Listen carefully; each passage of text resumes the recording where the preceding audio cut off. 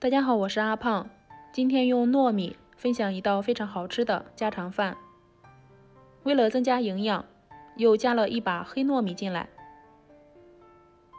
再用流动的清水冲洗干净，多洗几遍，最后放入电饭煲里。今天嘴特别馋，一直想吃糯米，但是呢又不能继续胖了，所以选择的是低糖饭。大碗中加入300克全麦面粉，再加入3克盐增加筋性，最后用50度的温水160毫升和面。先把它搅拌成絮状，再下手揉成一个光滑的面团。揉好之后盖上盖子，先放在那里醒着备用。凉水里面加入鲜玉米、鲜豌豆，开大火煮熟。趁着这个时间，准备一把香葱切成末，再准备1根腊肠，把它切成小碎片，还要准备5、6朵香菇，提前泡发，切成香菇丁。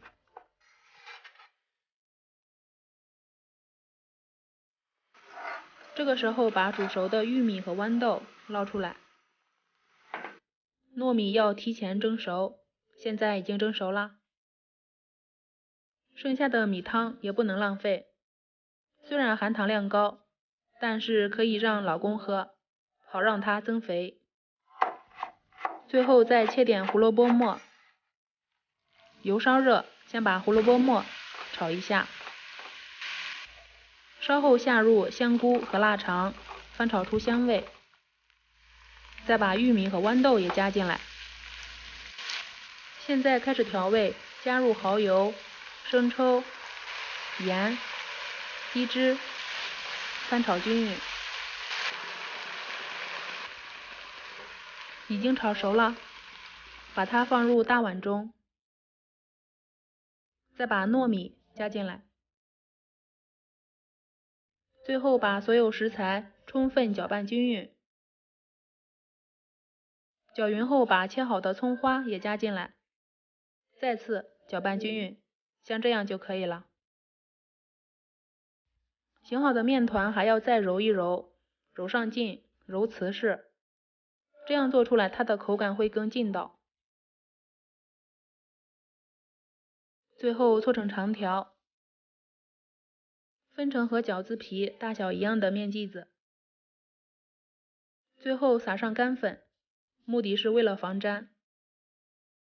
先用手掌心按压一下，取出擀面杖，把它擀开，边缘再稍微擀一擀，擀薄一些。找到糊口的位置，把面皮放上来，放上调好的馅料，利用糊口把它给捏起来，捏瓷实一些，像这样就行了。放在不粘的笼垫上，中间要留有空隙。已经全部做好了，吃不完的可以放入保鲜盒里，冰箱冷冻保存，2个月不会坏。早上只需要几分钟热一热就可以了。接下来水开上锅，开大火蒸8到10分钟。当当当，已经蒸熟了，好香啊！这样做的全麦糯米烧麦，首先它的营养非常健康，有全麦面粉，又有低糖的糯米馅料，口感上香糯，饼皮劲道，非常适合老年朋友以及不想再胖的朋友吃，而且做法简单，喜欢的话可以试试哦。